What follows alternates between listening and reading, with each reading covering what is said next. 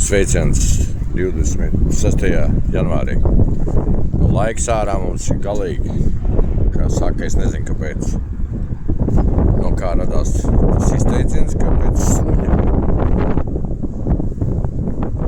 Kāds tam sakars, bet nu kādā ziņā tāds vējš, nenormāls lietus, mitrs un silts it kā 15.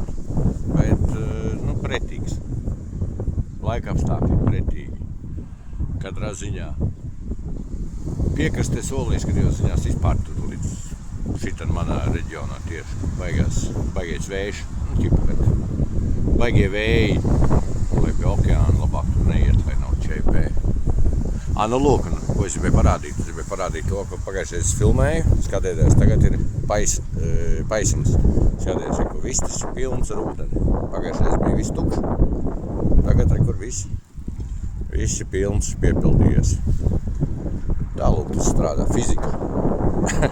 Nē, ne fizika, bet, karoči tā tas strādā. Labi, tāds.